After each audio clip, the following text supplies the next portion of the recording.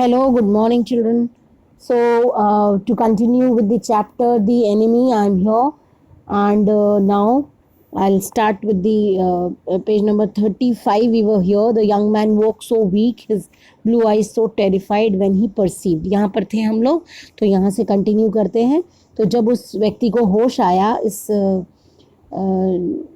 Prisoner को, तो उसके बाद से वो काफ़ी कमज़ोर था और उसकी जो नीली आंखें थी वो इतना डरा हुआ था. जब उसको ये एहसास हुआ कि वो कहाँ है, उसको ये समझ में आ गया कि वो अपने दुश्मन के घर में है. वो इतना डरा हुआ था कि हाना को अपोलोजाइज़ करना पड़ा एक तरीके से कि तुम यहाँ ठीक हो, और उसने खुद सर्व किया खाना प्रिजनर को, और क्योंकि किसी भी सर्वेंट ने घर के अंदर, इस कमरे के अंदर आने से इनकार कर दिया था. तो जब वो पहली बार आई तो उसने देखा कि ये जो पेशेंट है, he is gathering all strength, और कुछ ऐसा करने जा रहा है जो ख़तरनाक हो सकता है उसके लिए. तो उसने कहा कि आप डरो मत. उसने कहा, अरे आप इंग्लिश कैसे बोलते हो? तो उसने कहा, हाँ, क्योंकि मैं अमेरिका में काफ़ी लंबे समय तक रही हूँ. तो हाना ने देखा कि वो कुछ रिप्लाई करना चाहता है, बट वो रिप्लाई नहीं कर पा रहा था. तो वो झुकी और उन्होंने, मतलब इतनी ताकत नहीं बची थी उसमें, तो वो झुकी और उसको उठाया और उसको पोर्सलेन स्पून से वो खिलाने लगी, सूप पिलाने लगी. हालांकि वो खाना नहीं चाहता था, बट स्टिल ही एट, खाया उसने. उसके बाद से उन्होंने कहा कि अब तुम स्ट्रांग हो जाओगे. एक तरफ उसको कंफर्ट कर रही हैं, दूसरी तरफ नहीं चाह रही कि उनका दुश्मन ठीक हो. उसने कोई जवाब नहीं दिया. He did not answer. और आज तीसरा दिन था ऑपरेशन के बाद.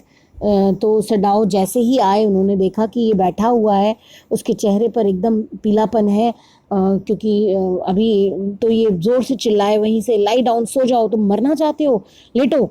और उन्होंने फोर्सफुली उसको लेटाया और एग्ज़ामिन किया वुंड को. उन्होंने कहा, इस तरीके से अगली बार करोगे तो तुम मर जाओगे, इस तरीके की कोई चीज़ मत करना. और तो यहाँ पर जो बॉय है, मतलब उसको बॉय इसलिए कह रहे हैं because he is appearing very young. Actually he is 25 years of age. तो वो, लेकिन यहाँ 17 साल का एक मासूम सा लग रहा है. उन्होंने कहा, आप मुझे क्या करने वाले हो? क्या आप मुझे हैंड ओवर कर दोगे? तो पहले तो सिडाओ ने कोई जवाब नहीं दिया. वो एग्जामिनेशन कर रहे थे, उन्होंने वो कंप्लीट किया. फिर उसके ऊपर वो सॉफ्ट सा क्विल्ट जो है वो डाल दिया. उसने कहा, मुझे खुद नहीं मालूम मैं क्या करने वाला हूँ तुम्हारे साथ, और मैं शायद तुमको पुलिस को दे दूँ, या फिर क्योंकि तुम प्रिजनर ऑफ वॉर हो, तुम POW हो, तो तुम कायदे से तुम्हें मुझे पुलिस को हैंड ओवर कर देना चाहिए. तो तुम, वो कुछ बोलना चाह रहे थे. उसने कहा, नहीं, मुझे कुछ मत बोलो. उन्होंने अपना हाथ रख दिया, उस ऐसे इशारे से बता दिया कि मुझे अपना नाम भी मत बताना अगर, जब तक मैं ना पूछूं. तो दोनों सडाओ और प्रिजनर ने एक दूसरे को देखा, और उस यंग मैन ने अपनी आंखें बंद कर ली और दीवार की तरफ मुँह करके वो लेट गया. उसने कहा, ठीक है. और इधर दरवाजे पर सिडाओ के लिए हाना वेट कर रही थी. उन्होंने देखा कि काफ़ी परेशान है वो. तो सिडाओ, उन्होंने बताया कि यूमी मुझे बता रही थी कि अगर आपने इस आदमी को ज़्यादा दिनों तक इस घर में रखा तो मुझे डर है कि हम लोग नहीं रहेंगे इस घर में. तो उन्होंने कहा कि वो ये भी कह रही थी कि मैं और तुम दोनों, यानी कि हम दोनों पर इल्ज़ाम लगा रही है वो कि हम दोनों अमेरिका में रहे हैं, इसलिए हमें अमेरिकन्स पसंद हैं, और हम अपने देश के साथ हम अपने देश के बारे में नहीं सोच रहे हैं, भूल गए हैं अपने देश को, और हमें अमेरिकन्स पसंद है. तो सडाओ ने कहा, हार्शली, रूडली कहा, ने कहा, ऐसा बिल्कुल सच नहीं है, अमेरिकन्स मेरे दुश्मन हैं. हाँ, बस मुझे ट्रेन किया गया है कि मुझे किसी आदमी को मरने नहीं देना है, तो मैं बस वही कर रहा हूँ. तो हना ने कहा, अरे सर्वेंट्स ये बातें नहीं समझेंगे. तो उसने कहा, नो. तो उन्होंने कहा कि उसके बाद से किसी तरह घर का काम चलता रहा. सर्वेंट्स काफ़ी वॉचफुल हो गए और ज़्यादा इन पर नज़र रखने लगे. उनकी कर्टसीज़ जो है काफ़ी केयरफुल हो गई, और उनकी आंखें हमेशा इस पेयर पर, इस कपल पर रहती थी जिन्होंने उनको हायर किया हुआ था, यानी उनके मालिक लोग. और एक बार तो इन तीनों नौकरों के बीच में एक कॉन्वर्जेसन चल रही थी. ये कॉन्वर्जेसन बहुत बहुत इम्पॉर्टेंट है. क्वेश्चन ऐसे क्यों भी आ सकता है. और इन्हीं दोनों में हमें कुक और गार्डनर दोनों का पेन पोर्ट्रेट भी मिल रहा है इन्हीं दोनों पैराग्राफ्स में, इसलिए पैराग्राफ बहुत इम्पॉर्टेंट है. तो उन्होंने कहा कि ये बिल्कुल क्लियर है कि हमारे मास्टर को हमारे मास्टर कर क्या रहे हैं. ये ओल्ड गार्डनर बोला. और वो फ्लावर्स के साथ उसने ज़िंदगी भर काम किया था, वो मॉस स्पेशलिस्ट था. सडाओ के पिताजी के ज़माने से इनके घर काम कर रहा था और जापान का सबसे फाइनेस्ट मॉस गार्डन भी बनाया था, यानी अपने काम में बहुत अच्छा था ये। पूरे गार्डन को बिल्कुल ग्रीन कार्पेट की तरह, एक पत्ता तक वहाँ नहीं गिरा पड़ा रहता था। एक पाइन नीडल से यहाँ मतलब है पाइन ट्री का पत्ता, और वो चूँकि नीडल्स की तरह होते हैं, ऐसे ऐसे होते हैं, इसलिए उसको हम पाइन नीडल कहते हैं, पाइन लीव्स को। तो ये मतलब अगर कभी गिर भी जाते थे तो मार्ड का मतलब होता है किल्ड, तो वो कभी भी उनको खूबसूरती को ख़राब नहीं होने देते थे, एकदम ग्रीन कारपेट की तरह था। तो अपने काम में बहुत पारंगत ओल्ड मास्टर वो डॉक्टर सेडाओ के पापा को कह रहे हैं कि वो यहाँ ये दोष लगा रहे हैं कि डॉक्टर सेडाओ बहुत अच्छे से जानते हैं वो क्या कर रहे हैं। और उस वक्त उन्होंने एक बड जो है जो नीचे गिरा हुआ था वो उठाया और उन्होंने कहा कि जब वो आदमी मौत के इतने निकट था तो क्या ज़रूरत थी उसे मरने देते, उसका खून इतना बह गया था, वो मर जाता।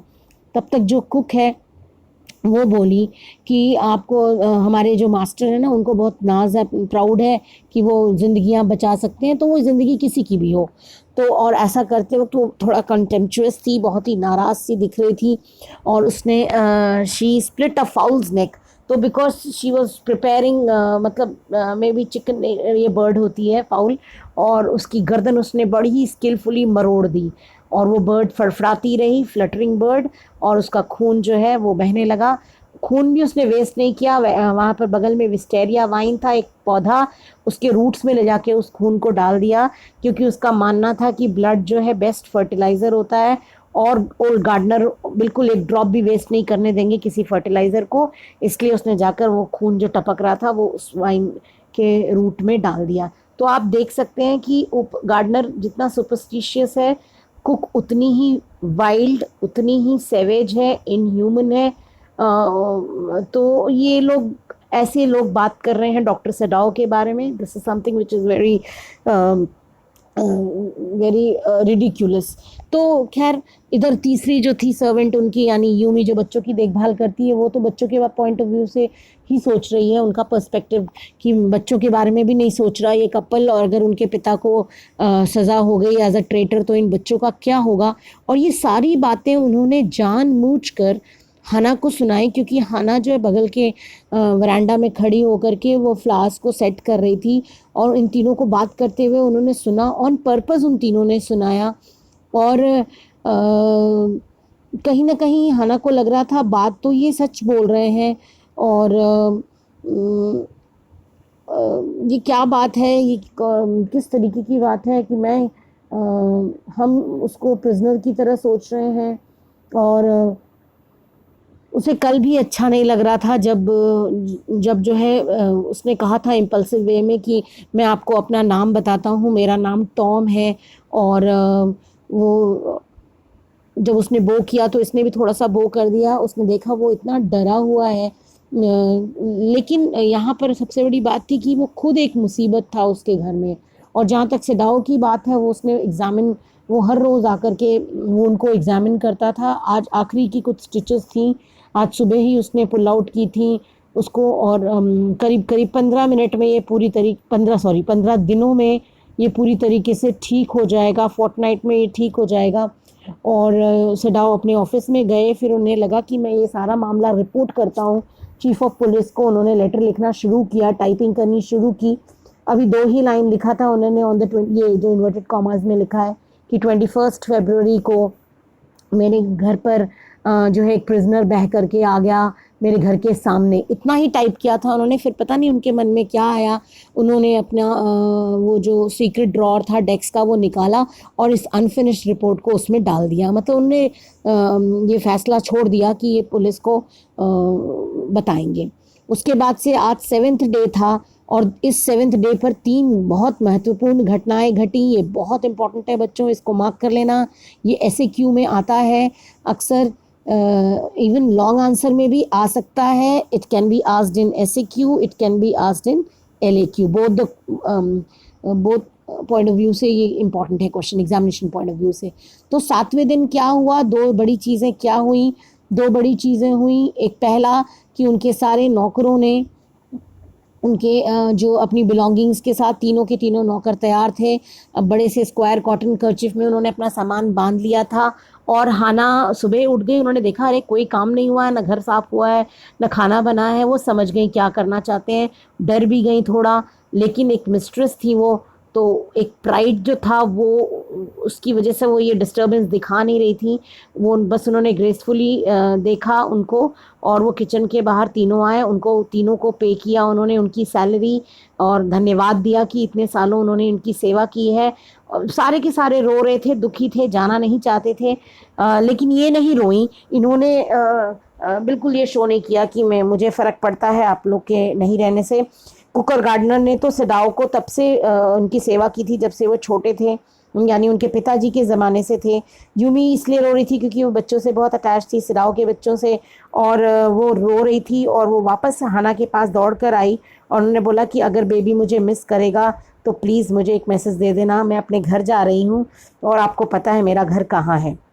हाना ने भी थैंक यू कहा स्माइल करते हुए, और मन में सोचा बिल्कुल नहीं, बच्चा रोएगा तो भी मैं आपको कोई मैसेज नहीं भेजूंगी। और उसने ब्रेकफास्ट बनाया, सदाओ ने बच्चों की देखभाल की, दोनों में से किसी ने भी इसके बाद सर्वेंट्स की कोई बात नहीं की।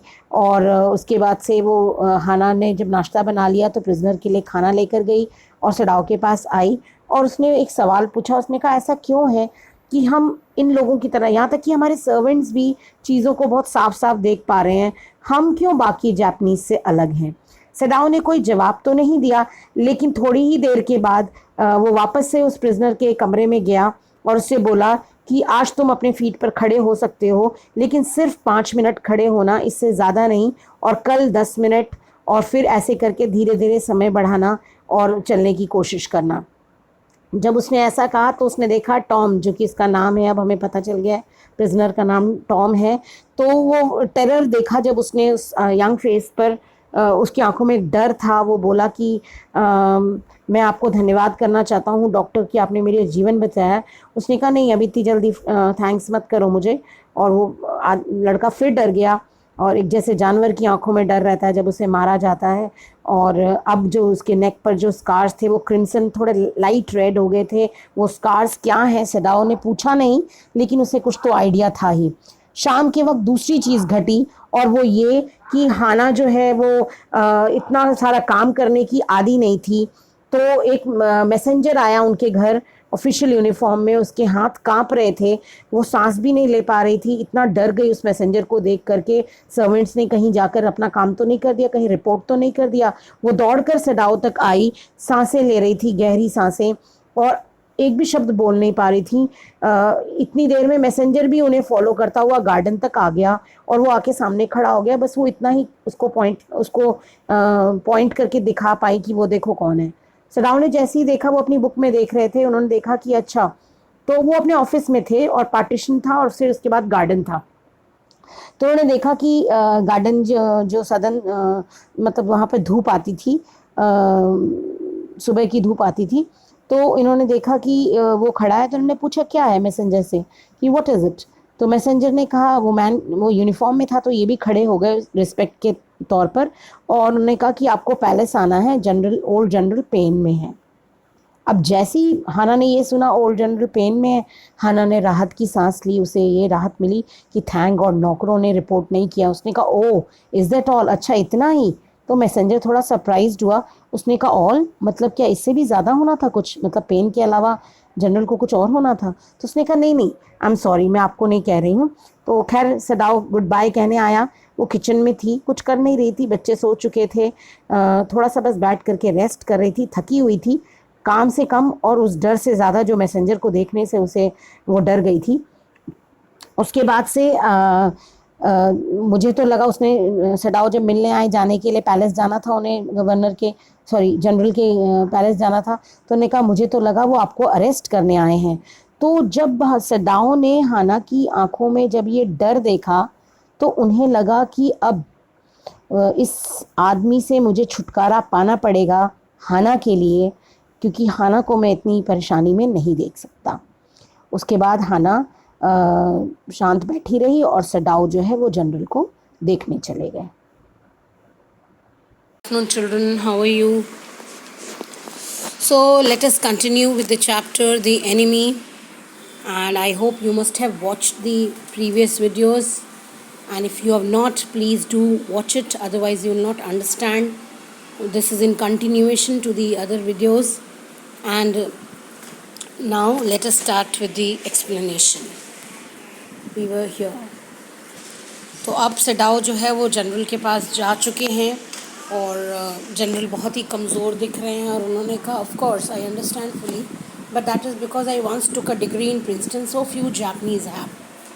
तो उन्होंने कहा कि मैं पूरी तरीके से समझ रहा हूँ और ऐसा इसलिए है क्योंकि जो है मैंने वहाँ से डिग्री ली है जहाँ पर फ्यू जापनीज़ जो हैं वो उन्होंने डिग्री ली हुई है। तो उन्होंने कहा कि सडाओ ने कहा मुझे ये सब कोई फ़र्क नहीं पड़ता your excellency but having operated on him with such success, लेकिन उसका ऑपरेशन कर लेना और मैं सफल रहा। तो जनरल ने कहा हाँ हाँ, और मुझे इसीलिए यही सब देखकर तो मुझे लगता है कि तुम मेरी लाइफ के लिए कितने इंडिस्पेंसिबल हो। इंडिस्पेंसिबल मतलब बहुत most important part. Evidently you can save anyone, you are so skilled. तो इसमें कोई डाउट ही नहीं है, तुम इतने स्किल्ड हो, इतने अपने काम में इतने पारंगत हो कि तुम किसी की भी जान बचा सकते हो। और तुमने अभी भी क्या कहा कि मैं एक अटैक और बर्दाश्त कर पाऊँगा ऐसा? तो सडाओ ने बहुत क्लियरली उनको कहा हाँ एक से ज़्यादा नहीं कर पाएंगे आप। तो फिर उसने कहा फिर तो मैं तुमको कुछ भी नहीं होने दे सकता जब तक मैं ठीक ना हो जाऊँ। और ये चीज़ बहुत ही एंग्शियस होकर, बहुत ही चिंतित होकर जनरल ने कहा। और उनका लंबा जापनीज़ चेहरा जो था वो एक्सप्रेशनलेस हो गया और इसका मतलब ये था कि वो कुछ सोच रहे थे बोलते बोलते। और अरेस्ट तो तुमको बिल्कुल नहीं होने दे सकता। आंखें बंद की जनरल ने। उन्होंने कहा कि अगर तुम अरेस्ट हो गए और तुमको अगर मौत की सज़ा मिल गई तो और अगले दिन मुझे ऑपरेशन कराना हुआ तो मेरा ऑपरेशन कौन करेगा? तो सडाओ ने भी बहुत सजेस्ट किया कि सर बहुत सारे सर्जन्स हैं जापान में। उसने कहा नहीं मुझे किसी पर विश्वास नहीं है, और जो बेस्ट वंस हैं हमारे देश में उन्हें जर्मन्स ने ट्रेन किया है और वो तब मेरा ऑपरेशन सक्सेसफुल मानेंगे जब मैं मर जाऊंगा। तो मुझे उनका पॉइंट ऑफ व्यू नहीं चाहिए। It seems a pity that you can not better combine the German ruthlessness. और बहुत अजीब बात है कि हम लोग यानी जापनीज़ जो है वो ये दो चीज़ें, दो एलिमेंट्स जो है वो कंबाइन नहीं कर पाते। यानी कि हम में जर्मन का रुथलेसनेस होना चाहिए, यानी बहुत ही क्रूर होते हैं वो लोग, क्रूअल होते हैं, और अमेरिकन की सेंटिमेंटालिटी यानी इमोशनल क्वोशंट ज़्यादा होना चाहिए। तो अगर ऐसा होता कि तुम जर्मन की तरह रुथलेस होते तो तुम प्रिजनर को कब का एग्जीक्यूशन के लिए हैंड ओवर कर चुके होते आर्मी को। और मुझे और ये बिल्कुल श्योर हूँ मैं कि तुमने अगर मैं अनकॉन्शियस मतलब बेहोशी की अवस्था में होता तो तुम मेरा मुझे मर्डर नहीं करोगे क्योंकि तुम जर्मन की तरह रूथलेस नहीं हो। तो जनरल हंस पड़े। उनका ये बहुत ही अजीबोगरीब अनयूजुअल सेंस ऑफ ह्यूमर था। उसने कहा लेकिन एज अ जापनीज़ क्या तुम ये दोनों फॉरेन एलिमेंट्स को कंबाइन नहीं कर सकते, जर्मन का और अमेरिकन का, दोनों फॉरेन एलिमेंट्स? सडाओ ने स्माइल किया। उसने कहा मैं श्योर नहीं हूँ लेकिन अगर आप कहें तो आपके लिए मैं ट्राई कर सकता हूँ एक्सेलेंसी। जनरल ने सर हिला दिया। उसने कहा नहीं भैया मुझ पर एक्सपेरिमेंट मत कर देना, मैं ना टेस्ट केस बन जाऊँ इसका। और अचानक उनको बहुत कमज़ोरी लगने लगी और वो पूरे दिन के इससे काम धाम से काफ़ी थक चुके थे। थोड़े ओवरवेल्म भी इसलिए थे क्योंकि जब अब ये जॉब में थे यानी आर्मी में जब थे तो इन्होंने कई रिस्पॉन्सिबिलिटी ऐसे बर्डन की थी, शोल्डर की थी, जहाँ पर ये रिपीटेड विक्ट्रीज़ देश के लिए लेकर आए थे, स्पेशली साउथ पैसिफिक में। और फिर उन्होंने उस टॉम की बात की, उस अमेरिकन की बात की कि बहुत ही अनफॉर्चुनेट है कि ये आदमी वॉशअप होकर के तुम्हारे घर तक आ गया। सडाओ ने कहा हाँ मैं भी ऐसा ही महसूस कर रहा हूँ। और कैसा रहेगा अगर हम उसको चुपचाप वो मार दिया जाए? तुम नहीं मारो, कोई ऐसा जो उसको जानता ना हो, जैसे कि मेरे प्राइवेट असैसिन्स। तुम कहो तो ये असैसिन्स जो होते हैं ये स्पेशली जो बड़े ऑफिशियल्स हैं उनके साथ स्पेशली दिए जाते हैं और ये बहुत पारंगत होते हैं हर टेक्निक में। तो उन्होंने कहा मैं ऐसा करता हूँ, तुम्हारे घर आज रात 2 असैसिन्स को भेजता हूँ, तुम्हें पता भी नहीं चलेगा और बहुत नेचुरल डेथ लगेगी। बस ये काम कर लेना, वाइट मैन जहाँ तुमने रुकाया हुआ है जिस रूम में, वहाँ का आउटर पार्टीशन खुला छोड़ देना आज, ठीक है। तो जब सो रहा होगा उसी वक्त उसकी हत्या हो जाएगी। उसने कहा हाँ ये ठीक रहेगा, नेचुरल डेथ लगेगी और ठीक है, मैं रात को पार्टीशन खुला छोड़ दूँगा। जनरल ने कहा गुड, थक गया था, जमाई लेने लगा। उसने कहा बड़े केपेबल असैसिन्स हैं मेरे, आवाज़ नहीं करते हैं, उनके पास ऐसी ट्रिक वो जानते हैं जिससे इनवर्ट ब्लीडिंग यानी अंदर ही अंदर खून बहता है और इंसान मर जाता है, और अगर तुम चाहो तो वो डेड बॉडी भी हटा देंगे उसकी। सिडाओ ने कहा ये बढ़िया रहेगा। उसने सोचा भी कि हाना बहुत परेशान है, तो हाना को दिमाग में रखते हुए उसने इस चीज़ पर वो एग्री कर गया। इधर जैसी जनरल के घर से वो वापस आया घर पे और इस प्लान के बारे में सोच ही रहा था, फिर उसने ये डिसाइड किया कि मैं हाना को कुछ नहीं बताऊंगा, क्योंकि वो असैसिन्स घर में हैं, इस आइडिया से ही इतना डर जाएगी, तो उसे बताने की कोई ज़रूरत नहीं है और ये सब चीज़ें समझाने की उसको ज़रूरत नहीं है। तो ये असैसिन्स इसलिए होते हैं कि अगर कोई रूलर्स जो है रूलर्स को अपोज करता है तो उनको मारने के लिए इस तरीके के प्राइवेट असैसिन्स होते हैं। खैर उसने बस दिमाग में और कुछ नहीं आने दिया। कमरे में गया तो अमेरिकन अपने बेड पे था। उसने दरवाज़ा खोल दिया। थोड़ा सरप्राइज़ भी था कि वो अपने बिस्तर से बाहर निकल गया था और गार्डन में जाने की सोच रहा था। उसने कहा ये क्या कर रहे हो, तुम्हें किसने परमिशन दी ये कमरा छोड़कर जाने की? इसने कहा देखो मुझे परमिशन मैं किससे लेता वेता नहीं हूँ। टॉम ने भी बड़े गर्मजोशी से कहा। उसने कहा मुझे अच्छा लग रहा था, लेकिन हाँ इस तरफ के मसल्स थोड़े स्टिफ हैं, जहाँ ऑपरेशन हुआ था पीछे वहाँ वो इशारा करके बोला। उसने कहा अच्छा। तुरंत मतलब सिडाओ अभी डांट रहा था उसको और तुरंत उसकी इस कंप्लेन पर बहुत ही इमोशनल और बहुत ही चिंतित भी हो गया। उसने कहा सब कुछ भूल गया थोड़ी देर के लिए। उसने कहा अच्छा दिखाओ, और जा कर के उसकी शर्ट उठाई और उस हीलिंग पॉइंट पर, उस हीलिंग स्कार पर मसाज मतलब देखने लगा, चेक करने लगा और उसने कहा कि मसाज से हो जाएगा अगर एक्सरसाइज से नहीं हुआ तो उसने कहा कि आई होप ये मुझे ज़्यादा परेशान नहीं करेगा। इधर उस यंग फेस मतलब टॉम का यंग चेहरा जो है काफ़ी गौंट कमज़ोर लग रहा था और उसने कहा डॉक्टर मैं कुछ कहना चाहता हूँ आपसे, अगर मैं आप जैसे जापानीज़ से नहीं मिला होता तो शायद आज मैं ज़िंदा नहीं होता, ये बात मुझे मालूम है। सिडाओ ने भी बस कुछ कहा नहीं, ही जस्ट बोर्ड, कुछ बोला नहीं। उसने कहा कि टॉम ने कहा कि मैं जानता हूँ, और जब उसने देखा कि उसने अपने हाथ से ना चेयर को पकड़ रखा था टॉम ने, तो उसके जो नकल्स थे, जो उंगलियों में जो जॉइंट्स होते हैं फिंगर्स में, वो जब देखा उसने तो वो काफ़ी वाइट कलर के लग रहे थे, और ऐसा तब होता है जब इंसान काफ़ी अंदर शरीर में ब्लड ना हो। उसने कहा काश सारे जापानीज़ आपकी तरह होते तो ये युद्ध ही ना होता। सिडाओ ने बस इसका जवाब दिया हाँ शायद सही कह रहे हो, लेकिन अब तुम ऐसा करो, तुम अपने बेड पे जाओ, सो।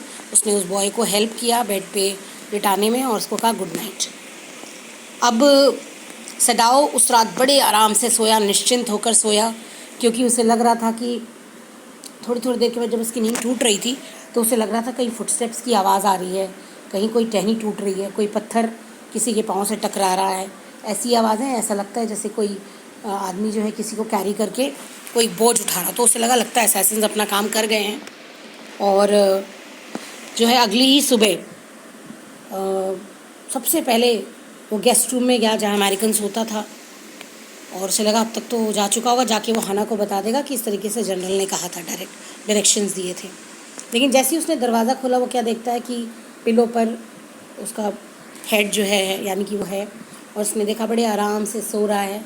उसने दरवाज़ा बंद कर दिया। उसने कहा अरे तो सो रहा है। हाना को कहा ये तो एकदम ठीक ठाक है।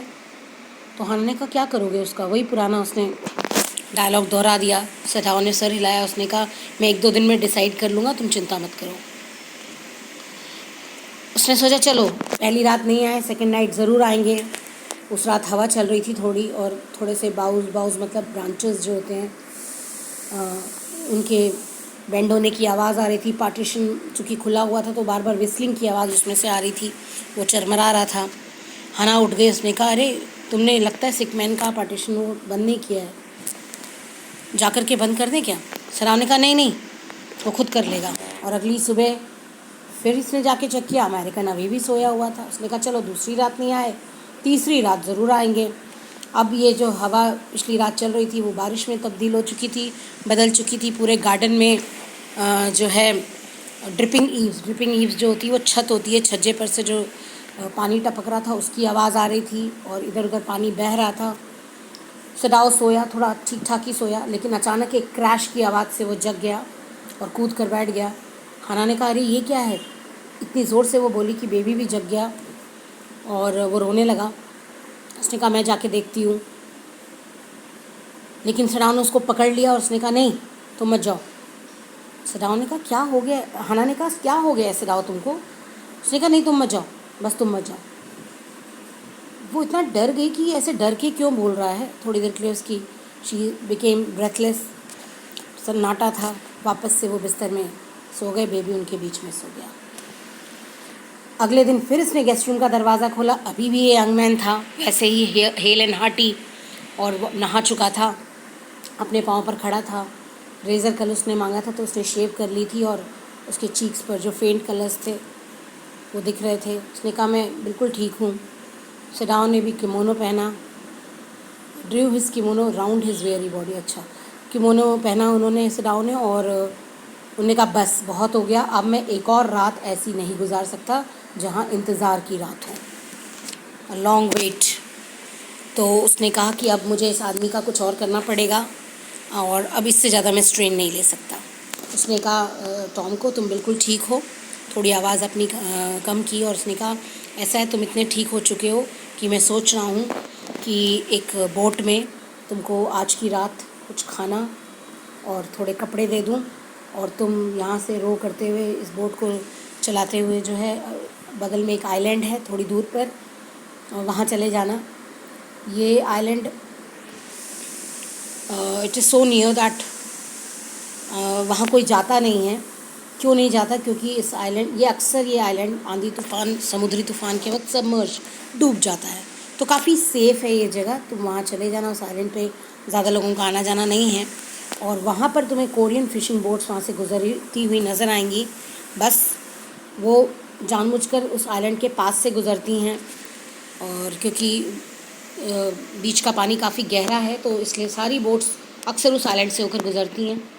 तो ये उसका प्लान था, उसने प्लान डिस्कस किया। अब ये जो यंग मैन था उसको घूरने लगा, शायद समझने की कोशिश कर रहा था क्या मुझे जाना पड़ेगा। उसने कहा हाँ जाना तो पड़ेगा, मैं तुम्हें ज़्यादा देर तक यहाँ अब छुपा कर नहीं रख सकता।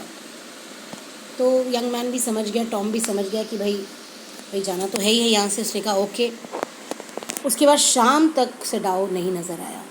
क्या कर रहा था? रात होते हुए नज़र आया, अंधेरा हो चुका था। उसने एक स्टाउट सी बोर्ड, एक मजबूत बोर्ड जो है शोल पर किनारे पर बांध दी थी, उसमें खाना, बॉटल्स में पानी, और ये काम वो धीरे धीरे सीक्रेटली पूरे दिन भर में करता रहा। 2 कंबल जो वो पॉन शॉप से नया नया ख़रीद के लाया था, बोट को जो उसने पोस्ट से टाई कर रखा था। आज टाइड काफ़ी ऊंची, लहरें काफ़ी ऊंची थी, समुद्र में चांद नहीं था, तो उसे लगा कि इसे एक फ़्लैश लाइट देना पड़ेगा, एक टॉर्च देना पड़ेगा, उसके बिना काम नहीं चलेगा, काफ़ी अंधेरा है। और जब वो घर के अंदर आया तो उसने देखा कि हाना को कुछ नहीं मालूम था। हाना से उसने कोई प्लान शेयर ही नहीं किया कि वो क्या करने वाला है। हाना ने उसको बताया कि आज यूमी आई थी, और ऐसा उसने तब कहा जब वो अपने हस्बैंड को सपर सर्व करी थी। हाना वो बहुत मॉडर्न थी, लेकिन इसके बावजूद उसके साथ ना खाकर उसके बाद खाती थी। तो ये चीज़ हाना की इम्पॉर्टेंट क्वालिटी है, ये ध्यान रखना। अपने क्वेश्चन आते हैं इस पर। उसने बताया कि उसने टॉम को गुड नाइट कह दिया यहाँ, तो इसके बाद वाला बच्चों हम बाद में करते हैं नेक्स्ट वीडियो में। आई होप यहाँ तक आपको समझ में आ गया होगा। अगर आपने प्रीवियस 2 वीडियोस नहीं देखे हैं, 2 पार्ट्स, तो प्लीज़ उसको ज़रूर देख लीजिएगा, अदरवाइज़ ये पोर्शन नहीं समझ में आएगा। And God bless you. Next video ज़रूर देखिए, और अगर अच्छा लगे तो प्लीज़ वीडियो को लाइक, कमेंट और शेयर ज़रूर करिए। Bye bye.